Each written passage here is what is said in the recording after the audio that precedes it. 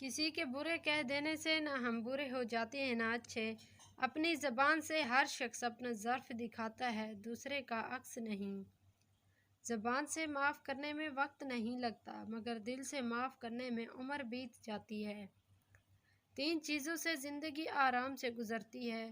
Number 1 صحت، number 2 تونے گری، number 3 بے خوفی۔ عورت ذات 3 چیزوں پر مان کرتی ہے: حسن، دولت اور جسم۔ اس کے برعکس خاندانی اچھی عورت اگر مان کرتی ہے تو صرف اپنے شوہر پر۔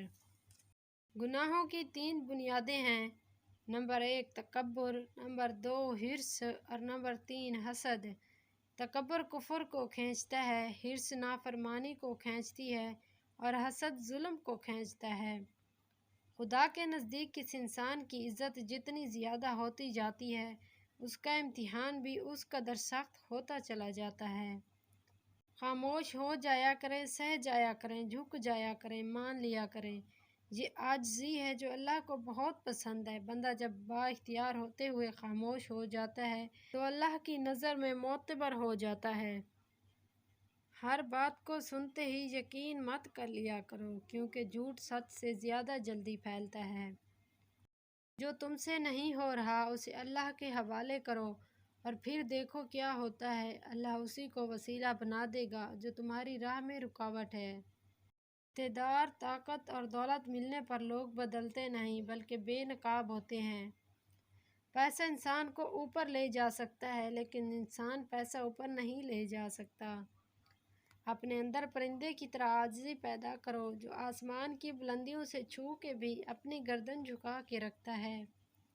سکون کے لیے کسی اضافی وظیفے کی ضرورت نہیں۔ اپنی زندگی میں سے منافقت دور کرتے جاؤ، سکون حاصل ہوتا جائے گا۔ جتنا خالص ہوتے جاؤ گے اتنا سکون پاتے جاؤ گے۔ جہاں آپ کی ذات اضافی ہو جائے وہاں ایک گہری الوداعی مسکراہٹ دیں اور خود کو منظر سے ہٹا دیں۔ آپ کے لیے بہتر ہے، کیونکہ عزت نفس بہت قیمتی چیز ہے۔